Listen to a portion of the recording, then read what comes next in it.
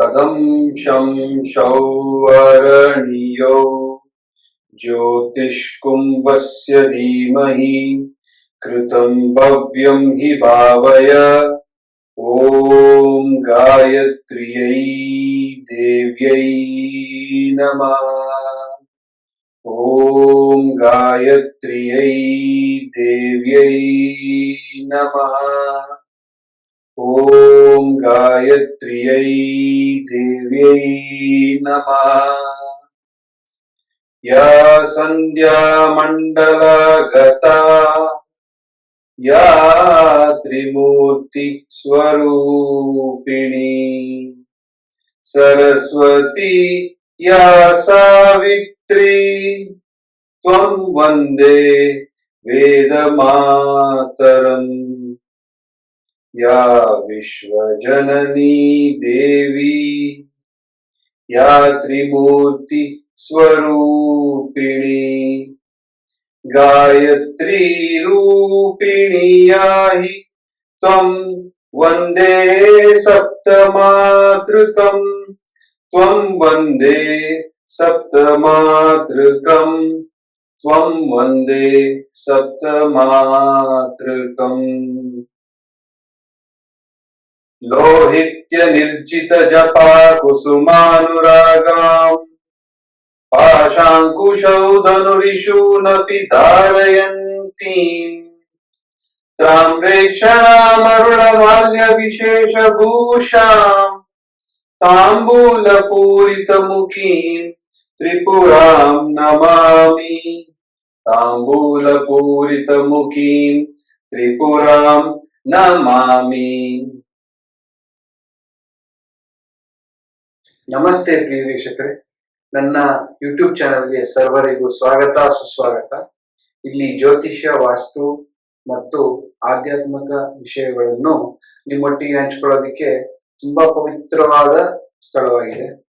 ಇಂದಿನ ಈ ವಿಶೇಷ ಕ್ಷಣದಲ್ಲಿ ನನ್ನ ಮಿತ್ರನಾದ ಗುರುದೇವ್ ಎಂ.ಆರ್. ಇವರನ್ನು ಹೃದಯಪೂರ್ವಕ ಕೃತಜ್ಞತೆಯನ್ನು ವ್ಯಕ್ತಪಡಿಸಲು ನಾನು ತುಂಬಾ ಸಂತೋಷ ಪಡ್ತಾ ಇದ್ದೇನೆ. ಯಾಕೆಂದ್ರೆ ಅವರ ಟೆಕ್ನಿಕಲ್ ಅಸಿಸ್ಟೆನ್ಸ್ ಒಟ್ಟಿಗೆ ನಾನು ಯೂಟ್ಯೂಬ್ ಚಾನಲ್, ವೆಬ್ಸೈಟ್ ಮತ್ತೆ ಇನ್ಸ್ಟಾಗ್ರಾಮ್ ನಿಮ್ಮೊಟ್ಟಿಗೆ ಸಾದರಪಡಿಸಲು ತುಂಬಾ ಸಹಾಯ ಮಾಡಿದ್ದಾರೆ. ಇಲ್ಲಿ ಸರ್ವರಿಗೂ ಜಾತಕ ಹಾಗೂ ವಾಸ್ತು ಫಲಗಳು ಯಾವ ರೀತಿ ಪಾಸಿಟಿವ್ ಆಗಿ ಕನ್ವರ್ಟ್ ಮಾಡ್ಕೊಳ್ಬೇಕಂತ ತುಂಬಾ ಸುಲಭವಾಗಿ ಮತ್ತೆ ತುಂಬಾ ಎಫೆಕ್ಟಿವ್ ಆಗಿ ಸೊಲ್ಯೂಷನ್ಸ್ ನಿಮಗೆ ಸಿಗುತ್ತೆ.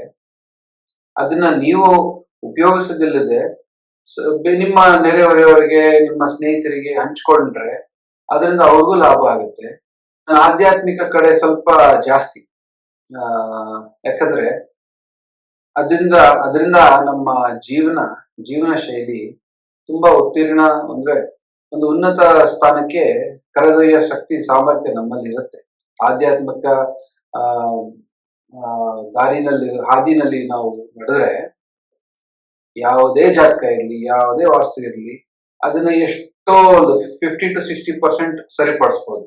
ಮಿಕ್ಕಿದ್ದು ಒಂದು 40-50% ನಾವು ಕೆಲವೊಂದು ಮಾಡೋದ್ರಿಂದ, ಅಂದ್ರೆ ಕೆಲವೊಂದು ಅನುಸರಣೆ ಮಾಡೋದ್ರಿಂದ ಅದನ್ನ ನಾನು ಸರಿಪಡಿಸ್ಕೋಬಹುದು. ಅದು ತುಂಬಾ ಸುಲಭವಾಗಿ ಮಾಡಬಹುದು ಅನ್ನೋದನ್ನ ನಾನು ಕಲ್ತಿದ್ದೀನಿ ಚಿಕ್ಕ ವಯಸ್ಸಿನಿಂದ. ಅದನ್ನೇ ನಿಮ್ಮೊಟ್ಟಿಗೆ ನಾನು ಶೇರ್ ಮಾಡ್ತೀನಿ. ನಾನು ಇಲ್ಲಿವರೆಗೂ ಯಾರು ಆತರ ನಮ್ಮ ಕರ್ನಾಟಕದಲ್ಲಿ ಆತರ ಇಲ್ಲ, ಯಾರೇ ಕನ್ನಡಿಗರು ಆತರ ಹೇಳಿದಂತೂ ನಾನು ಯಾವತ್ತೂ ಕೇಳಿಲ್ಲ. ಮೊದಲನೇದಾಗಿ ಆಧ್ಯಾತ್ಮಿಕ ಅಂದ್ರೆ ಭಕ್ತಿ ಅಂದ್ರೆ ಏನು ಅನ್ನೋದು ಬರುತ್ತೆ. ಭಕ್ತಿ ಅಂದ್ರೆ ಸಾಮಾನ್ಯವಾಗಿ ಜನಗಳಿಗೆ ಗೊತ್ತಿಲ್ಲ, ಯಾವ ರೀತಿ ಭಕ್ತಿ ಮಾಡ್ಬೇಕು ಇವತ್ತಿಗೂ ಗೊತ್ತಿಲ್ಲ. ತುಂಬಾ ಜನ ಗೊತ್ತಿಲ್ಲ. ಭಕ್ತಿ ಅಂದ್ರೆ ನಮಸ್ಕಾರ ಮಾಡ್ತಾರೆ, ನೋಡಪ್ಪ ನಾನು ಮೂಡು ಭಕ್ತಿಯಿಂದ ನಮಸ್ಕಾರ ಮಾಡ್ತೀನಿ. ಮೂಡು ಭಕ್ತಿ ಸರಿ, ಆ ಮೂಡು ಭಕ್ತಿನಲ್ಲೂ ಒಂದು ರೀತಿ ಭಕ್ತಿ ಇದೆ. ಅದು ನೀವು ಎಲ್ಲಿ ಕಾಣ್ಬೋದು ಅಂದ್ರೆ ಹಳ್ಳಿಗಳಲ್ಲಿ ಸ್ವಲ್ಪ ವಯಸ್ಸಾಗಿರ್ತಾರೆ ನೋಡಿ, ಒಂದು 40-50 ಇಲ್ಲ ಕೆಲವೊಮ್ಮೆ 30 ವರ್ಷಕ್ಕೂ ಆತರ ನೋಡ್ಬೋದು. ಎಷ್ಟು ಮುಗ್ಧರಿರ್ತಾರೆ ಅಂದ್ರೆ ಅಷ್ಟೇ ಒಳ್ಳೆ ಮನ್ಸಿರುತ್ತೆ. ಆ ಒಳ್ಳೆ ಮನಸ್ಸಿಂದ ಎಷ್ಟು ಶ್ರದ್ಧಾ ಭಕ್ತಿಯಿಂದ, ಭಯ ಭಕ್ತಿಯಿಂದ ದೇವರಲ್ಲಿ ಬೇಡ್ತಾರೆ ಅಂದ್ರೆ ಅದು ನಾನು ಸಾಕಷ್ಟು ನೋಡಿದ್ದೀನಿ. ಆದ್ರೆ ಈ ಇತ್ತೀಚೆಗೆ ಸ್ವಲ್ಪ ಜನಗಳು ಪರಿವರ್ತನೆ ಆಗಿದ್ದಾರೆ, ಸಿಟಿ ಕಡೆ ಬಂದು ಎಲ್ಲ ಅಲ್ಲಿ ಜೀವನ ಇಲ್ಲಿ ಜೀವನ ಎಲ್ಲ ವ್ಯತ್ಯಾಸ ಆಗಿ ಸ್ವಲ್ಪ ಚೇಂಜ್ ಆಗಿದ್ದಾರೆ. ಹಾಗೆ ಜನಗಳಿಗೆ ಭಕ್ತಿ ಅನ್ನೋದು ಗೊತ್ತಿಲ್ಲ. ಆದ್ರೆ ಆ ಭಕ್ತಿನಲ್ಲಿರೋ ಶಕ್ತಿ ಅವ್ರಿಗೆ ಗೊತ್ತಾದ್ರೆ ಅವ್ರ ಎಷ್ಟೋ ಕಷ್ಟಗಳು ನಿವಾರಣೆ ಆಗುತ್ತೆ. ಸೊ ಆ ಭಕ್ತಿನಲ್ಲಿ ಮೂಲವಾದದ್ದು ಅಂದ್ರೆ ಆ ಆ, ಬೇರು, ನಾವು ಮರಕ್ಕೆ ಗಿಡಕ್ಕೆ ಬೇರು ಅಂತೀವಲ್ವಾ, ಹಾಗೆ ಭಕ್ತಿಗೆ ಒಂದು ಬೇರಿದೆ. ಅಂದ್ರೆ ನಾವು ಯಾವ ರೀತಿ ಆತ್ಮ ಸಮರ್ಪಣೆ ದೇವರಲ್ಲಿ ಇಡಬೇಕು, ಆಮೇಲೆ ನಾವು ಯಾವ ರೀತಿ ಭಕ್ತಿ ಮಾಡಬೇಕು ಅನ್ನೋದನ್ನ ಆ ಗ್ರಂಥದಲ್ಲಿ ನಾನ್ ಚಿಕ್ಕ ವಯಸ್ಸಲ್ಲಿ ಇರ್ಬೇಕಾದ್ರೆ ನಮ್ಮ ತಾತ ನಮ್ಮ ತಾಯಿಯವರೆಲ್ಲ ಹೇಳ್ತಾ ಇದ್ರು. ಅದು ಅದು ಫಸ್ಟ್ ಟೈಮ್ ನಾನು ಕೇಳಿದ್ದು, ಕಿವಿ ಬಿದ್ದಿದ ತಕ್ಷಣನೇ ಅದ್ ಎಲ್ಲಿಂದ ಶ್ರದ್ಧೆ ಬಂತು ನನಗೆ ಗೊತ್ತಿಲ್ಲ. ಅದೊಂದು ಆ ನಿರ್ಮಲ ಮನಸ್ಸು ಎಷ್ಟು ಹೆಂಗಾಯ್ತು ಅಂತಾನು ನನ್ಗೆ ಗೊತ್ತಿಲ್ಲ. ಆ ಒಂದು ಸ್ಟ್ಯಾಂಜ ನನ್ನ ಹತ್ರ ಇಲ್ಲೇ ಗ್ರಂಥ ಇದೆ. ಆ ಗ್ರಂಥದಲ್ಲಿರೋ ಆ ಸ್ಟ್ಯಾಂಜನ ನಾನು ನಿಮಗೆ ಓದಿ ತಿಳಿಸ್ತೀನಿ. ಯಾಕಂದ್ರೆ ನಮ್ಮ ಭಕ್ತಿ ಹೇಗಿರ್ಬೇಕು ಅಂದ್ರೆ, ಹೇಳ್ತೀನಿ ನಾನು, ನಮ್ಮ ಭಕ್ತಿ ಹೇಗಿರ್ಬೇಕು ಅಂದ್ರೆ, ಆ ದೇವರಲ್ಲಿ ನನ್ನ ಕಷ್ಟ ಸುಖ ಎಲ್ಲ ನಿಂದೆ, ನಂದು ಏನೂ ಇಲ್ಲ, ನಾನು ನಿನ್ನವನೇ ಅನ್ನೋ ಆ ಸಮರ್ಪಣೆ, ಅಷ್ಟು ಸಮರ್ಪಣೆ ಇರಬೇಕು. ಅಷ್ಟು ಸಮರ್ಪಣೆ ಯಾವ ರೀತಿ ವ್ಯಕ್ತಪಡಿಸೋದು, ಆ ರೀತಿ ಆ ವೈರಾಗ್ಯ ಭಾವನೆ ಹೆಂಗ್ ಬರ್ಬೇಕು ಅನ್ನೋದನ್ನ ಒಂದೇ ಒಂದು ಸ್ಟ್ಯಾನ್ಸ ಇದೆ. ಅದನ್ನ ನಾನು ಇವತ್ತುವರೆಗೂ ಫಾಲೋ ಮಾಡ್ತಿದ್ದೀನಿ. ಅದನ್ನ ನಿಮ್ಗೂ ಶೇರ್ ಮಾಡ್ತೀನಿ. ಅದು ಮೂಲಾಧಾರ ಭಕ್ತಿಗೆ ತುಂಬಾ. ಸೊ ಅದನ್ನ ನಾನು ಗ್ರಂಥದಲ್ಲಿರೋದನ್ನೇ ನಾನು ಅದನ್ನ ನಿಮ್ಗೆ ಹಾಗೆ ತಿಳಿಸ್ತೀನಿ, ನಿಮ್ಗೆ ಗೊತ್ತಾಗುತ್ತೆ. ಹೀಗಿದೆ ನೋಡಿ, ನಾನು ಈ ಸ್ಟ್ಯಾನ್ಸನ್ ಹೇಳೋದನ್ನ ನೀವು ಯಾವ ದೇವರಿಗೂ ರೆಫರ್ ಮಾಡ್ಕೋಬಹುದು. ಅಂದ್ರೆ ಮುಂಚೆ ಒಂದು 100 ವರ್ಷ ಹಿಂದೆ ಅಂತ ಇಟ್ಕೊಳ್ಳಿ, ಇದು ಹೆಚ್ಚು ಕಮ್ಮಿ 100 ವರ್ಷ ಹಳೆ ಗ್ರಂಥ ಇದು. ಸೊ ಅವಾಗ ಗುರುಗಳಾದವರು ಸಾಮಾನ್ಯ ಜನರಿಗೆ ಮತ್ತೆ ಯಾರಿಗೆ ವಿದ್ಯೆ ಇಲ್ಲ ಅಂತವ್ರಿಗೆ, ಅವಿದ್ಯಾವಂತರಿಗೆ ಅವಾಗ ಅಷ್ಟೊಂದು ಜನ ಇದ್ರು. ಇವಾಗ ಸ್ವಲ್ಪ ವಿದ್ಯಾವಂತರಿದ್ದಾರೆ ಜಾಸ್ತಿ, ಆದ್ರೂ ಅವಿದ್ಯಾವಂತರ ತರ ಬಿಹೇವ್ ಮಾಡ್ತಾರೆ. ಆದ್ರೂ ಇರ್ಲಿ ಪರವಾಗಿಲ್ಲ. ಆದ್ರೆ ಗುರುಗಳಾದವರು ಹೇಳ್ಕೊಡ್ತಾ ಇದ್ರು ಹೆಂಗೆ ನಮ್ಮ ಸಮರ್ಪಣೆ ದೇವರಲ್ಲಿ ಇರಬೇಕು ಅಂತ. ಹಂಗೆ ಶ್ರದ್ಧಾ ಭಕ್ತಿಯಿಂದ ಯಾವ ರೀತಿ ಅವ್ರ ಕೆಲಸ ಕಾರ್ಯ ಮಾಡಿ, ಬರೀ ದೇವರೇ ಅಲ್ಲ. ಫಾರ್ ಎಕ್ಸಾಂಪಲ್ ಯಾರಾದ್ರು ಕೆಲಸ ಮಾಡ್ತಿದ್ರೆ ಅವಾಗಿನ ಕಾಲದಲ್ಲಿ, ಹೊಳ ಉಳ್ತಿದ್ರೆ, ಇಲ್ಲ ಎಲ್ಲಾದ್ರು ಫ್ಯಾಕ್ಟ್ರಿನಲ್ಲಿ ಕೆಲಸ ಮಾಡ್ತಿದ್ರೆ, ಇಲ್ಲ ಇಂಡಸ್ಟ್ರಿನಲ್ಲಿ ಎಲ್ಲಾದ್ರು ಕೆಲಸ ಮಾಡ್ತಿದ್ರೆ, ಅವರ ಶ್ರದ್ಧೆ ಭಕ್ತಿ ಯಾವ ರೀತಿ ಇರಬೇಕು, ಯಾವ ರೀತಿ ಸಮರ್ಪಣೆ ಇರಬೇಕು ಅನ್ನೋದನ್ನ ಅವರು ಬುದ್ಧಿವಾದ ಹೇಳಿ ದಾರಿ ತೋರಿಸ್ತಾ ಇದ್ರು. ಸೊ ಇದರಲ್ಲಿ ಗ್ರಂಥದಲ್ಲಿ ಇರೋ ಸ್ಟ್ಯಾನ್ಸ ನಾನು ಓದ್ತೀನಿ, ಫಸ್ಟ್ ಓದ್ತೀನಿ ಕೇಳಿ, ಆಮೇಲೆ ಅದನ್ನ ವಿವರಣೆ ಮಾಡ್ತೀನಿ. ತಾಯಿ ಜಗದಂಬ, ನನ್ನಿಂದ ಹಗಲು ರಾತ್ರಿ ಸಾವಿರಾರು ತಪ್ಪುಗಳು ಮಾಡಲ್ಪಡುತ್ತವೆ. ನಾನು ನಿನ್ನ ಮಗ ದಾಸನೆಂದು ತಿಳಿದು ಅವೆಲ್ಲವನ್ನು ಕ್ಷಮಿಸಿ, ಮಡಿ ಮೈಲಿಗೆ, ಆಚಾರ ವಿಚಾರ, ಜಾಣತನ ತಿಳುವಳಿಕೆ, ಮಂತ್ರ ತಂತ್ರ, ಜಪ ತಪ, ಪೂಜೆ ಪುನಸ್ಕಾರಗಳನ್ನು ನಾನರಿಯೆ. ಪೂಜಾ ಸಾಮಗ್ರಿ, ಮಂತ್ರಕ್ರಿಯೆ, ಭಕ್ತಿಗಳಿಂದ ಕೊರೆತಾದ ಪೂಜೆಯನ್ನು ಕ್ಷಮಿಸಿ ಪೂರ್ಣ ಮಾಡಿಕೊ. ಅನಾಥ ರಕ್ಷಕಳು, ದಯಾ ಸಾಮುದ್ರಳು ನೀನೇ ಅಲ್ಲವೇ? ಏನು ಮಾಡಿದರೆ ನಿನ್ನ ದರ್ಶನವೂ ದೊರೆಯುವುದೋ ಅದನ್ನು ನನ್ನಿಂದ ಮಾಡಿಸುವ ಸಂಪೂರ್ಣ ಭಾರವೂ ನಿನ್ನದೇ ಇರುವುದು ಎಂದು ನಿರ್ಮಲ ಮನಸ್ಸಿನಿಂದ ದೃಢ ನಂಬಿಕೆಯಿಂದ ಪ್ರಾರ್ಥಿಸಿ ಪೂಜೆ ಆರಂಭಿಸಬೇಕು. ಅಂದ್ರೆ ನಾನು ತಾಯಿ ಜಗದಂಬೆ ಅಂತ ಹೇಳಿದೆ, ನಾನು ತಾಯಿ ಆರಾಧ್ಯ. ಸೊ ಆದಿಶಕ್ತಿ ಆರಾಧ್ಯ. ಇವಾಗ ಶಿವನ ಆರಾಧ್ಯ ಮಾಡೋರಿದ್ದಾರೆ, ವಿಷ್ಣು ಅಂದ್ರೆ ನಾರಾಯಣನ ಆರಾಧ್ಯ ಮಾಡೋರಿದ್ದಾರೆ. ಸೊ ಅವರು ತಾಯಿ ಬಂದು ತಂದೆ ಮಹಾದೇವ, ತಂದೆ ನಾರಾಯಣ ಅಂತ ಸರಿಪಡಿಸ್ಕೋಬಹುದು. ಆಮೇಲೆ ನನ್ನಿಂದ ಹಗಲು ರಾತ್ರಿ ಸಾವಿರಾರು ತಪ್ಪುಗಳು ಮಾಡಲ್ಪಡುತ್ತವೆ.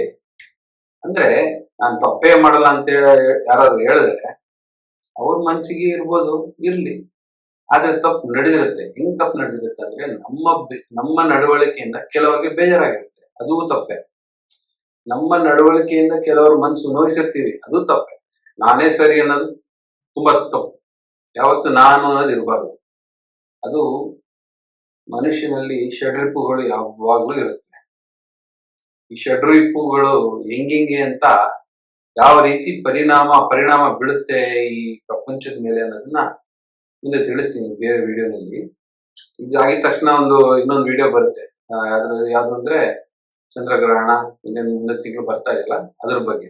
ಹಾಗಾಗಿ ನನ್ನಿಂದ ಸಾವಿರಾರು ನನ್ನಿಂದ ಹಗಲು ರಾತ್ರಿ ಸಾವಿರಾರು ತಪ್ಪುಗಳು ಮಾಡಲ್ಪಡುತ್ತವೆ.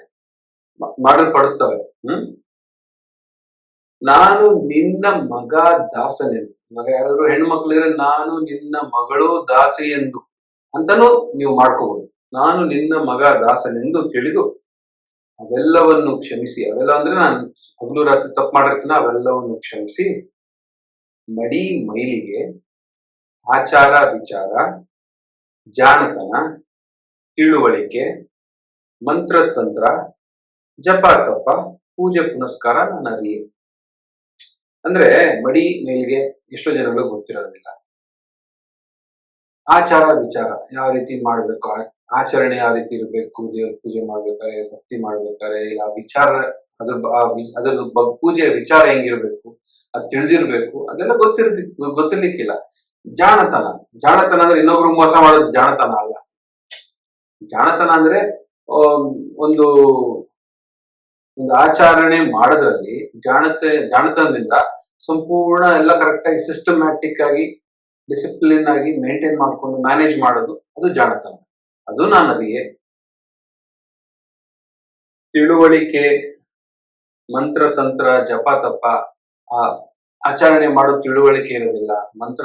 ಕೆಲವರು ಮಂತ್ರತಂತ್ರಗಳು ಗೊತ್ತಿರೋದಿಲ್ಲ. ತಂತ್ರ ಅಂದ್ರೆ ಕೆಟ್ಟದಾಗಿ ನೆಗೆಟಿವ್ ಆಗಿ ಯೂಸ್ ಮಾಡ್ಬೇಡಿ. ತಂತ್ರ ಅಂದ್ರೆ ನಾವು ಪೂಜೆ ಮಾಡ್ಬೇಕಾದ್ರೆ ದೇವಿಗೆ ಕೆಲವು ಮಂತ್ರಗಳು ಉಚ್ಚಾರಣೆ ಮಾಡ್ತೀವಿ, ಆಮೇಲೆ ಕೆಲವು ತಂತ್ರಗಳನ್ನ ಫಾಲೋ ಮಾಡ್ತೀವಿ. ಅದು ಒಳ್ಳೇದಕ್ಕೂ ಇದೆ, ಕೆಟ್ಟದಕ್ಕೂ ಇದೆ. ಆದ್ರೆ ಅದು ನಾನು ಅರಿಯೆ. ಹಾಗೆ ಜಪ ಯಾವ ರೀತಿ ಮಾಡ್ಬೇಕು, ತಪ ಯಾವ ರೀತಿ ಮಾಡ್ಬೇಕು, ಅದು ಜನಗಳು ಗೊತ್ತಿಲ್ಲ. ಆಮೇಲೆ ಪೂಜೆ ಪುನಸ್ಕಾರ ನಾನು ಅರಿಯೆ. ಎಷ್ಟೋ ಜನಗಳಿಗೆ ಇವತ್ತಿಗೂ ಪೂಜೆ ಪುನಸ್ಕಾರ ಗೊತ್ತಿಲ್ಲ. ದೊಡ್ಡ ಮನೆ ಕಟ್ಬಿಡ್ತಾರೆ, ಇಲ್ಲ ಗುಡಿಸ್ಲಲ್ಲಿ ಇರೋರೆ ಅಲ್ಲಿನೂ ಹೋಗಿದ್ದೀನಿ, ಗುಡಿಸ್ಲಲ್ಲಿ ಇರೋರ್ಗು ಮನೆಗೂ ಹೋಗಿದ್ದೀನಿ. ದೊಡ್ಡ 5 ಸ್ಟಾರ್ ಹೋಟೆಲ್ ತರ ಮನೆಗಳು ಕಟ್ಟಿರೋದು ಅಂತ ಜಾಗಕ್ಕೂ ನಾನು ಹೋಗಿದ್ದೀನಿ. ಅಂತ ಜಾಗದಲ್ಲೂ ತುಂಬಾ ಸಾಕಷ್ಟು ಮಿಸ್ಟೇಕ್ಸ್ ಗಳನ್ನ ನಾನು ನೋಡಿದ್ದೀನಿ, ಅದು ರಿಸಾಲ್ವ್ ಕೂಡ ಮಾಡಿದ್ದೀನಿ. ಸೊ ಹಾಗಾಗಿ ಇವೆಲ್ಲವನ್ನು ನಾನು ಅರಿಯೆ. ಸೊ ಅದನ್ನೆಲ್ಲ ಕ್ಷಮಿಸಿ ನಿನ್ನ ದರ್ಶನ ನನಗೆ ಲಭಿಸಬೇಕನ್ನೋದನ್ನ ಆ ದೇವಿಗೇನೆ ಒಂದು ರೆಸ್ಪಾನ್ಸಿಬಿಲಿಟಿ ಕೊಟ್ಟು ಅದನ್ನ ನನ್ನ ಕೈಯಲ್ಲಿ ಮಾಡಿಸೋ ಜವಾಬ್ದಾರಿ ನಿಂದು ಅಂತ ಸಮರ್ಪಣೆ.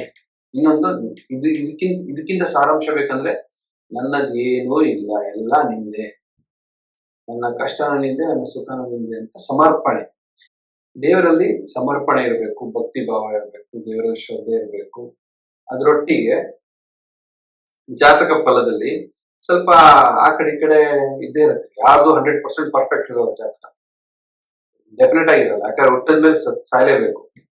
ಸೊ ಆದ್ರೆ ಇರೋ ಜಾತಕದಲ್ಲಿ ನಾವು ಹೆಂಗೆ ಇಂಪ್ರೂವ್ಮೆಂಟ್ ಮಾಡ್ಕೋಬೇಕು, ನಮ್ಮ ಫ್ಯೂಚರ್ ಯಾವ ರೀತಿ ನಾವು ನಿರೂಪಿಸ್ಕೊಳ್ಬೇಕು, ಆಮೇಲೆ ನಮ್ಮ ವಾಸ್ತು ಹೆಂಗೆ ನಾವು ಸರಿಪಡಿಸ್ಕೋಬೇಕು ಅನ್ನೋದನ್ನ ಈ ಚಾನೆಲ್ನಲ್ಲಿ, ನಮ್ಮ ಯೂಟ್ಯೂಬ್ ಚಾನೆಲ್ ದಾಕ್ಷಾಯಣಿ ಆಸ್ಟ್ರೋಲಾಜಿನಲ್ಲಿ ನಾನು ಶೇರ್ ಮಾಡ್ತೀನಿ.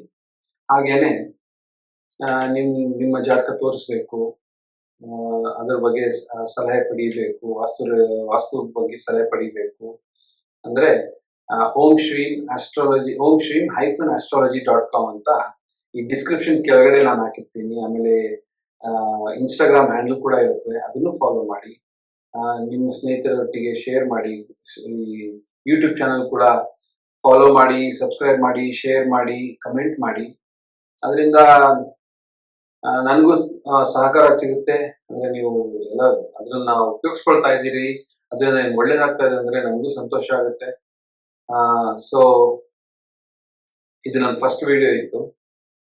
ಫಸ್ಟ್ ಟೈಮ್ ಕ್ಯಾಮ್ರಾ ನೋಡ್ಕೊಂಡು ಹೇಳ್ತಾ ಇದ್ದೀನಿ. ಅದು ಬ್ರಾಹ್ಮಿ ಮುಹೂರ್ತದಲ್ಲಿ ಅರೌಂಡ್ 5 ಗಂಟೆ, ಈಗ 5 ಕಾಲ ಆಯ್ತು.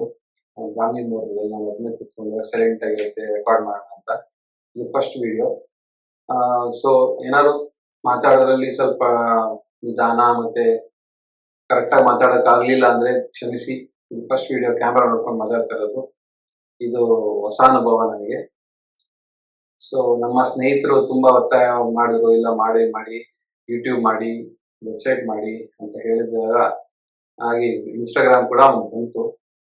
ಸೊ ಹಾಗಾಗಿ ನೀವೆಲ್ಲರೂ ಸಹಕಾರ ನೀಡಿ ವಿಡಿಯೋ ನೋಡಿ, ಕಂಪ್ಲೀಟಾಗಿ ನೋಡಿ. ನೀವು ನಿಮ್ಮ ಫ್ರೆಂಡ್ಸ್ ಒಟ್ಟಿಗೆ ಎಲ್ಲರೊಟ್ಟಿಗೆ ಶೇರ್ ಮಾಡಿ, ಸಬ್ಸ್ಕ್ರೈಬ್ ಮಾಡಿ, ಕಮೆಂಟ್ ಮಾಡಿ, ಲೈಕ್ ಮಾಡಿ. ಧನ್ಯವಾದಗಳು. Thank you.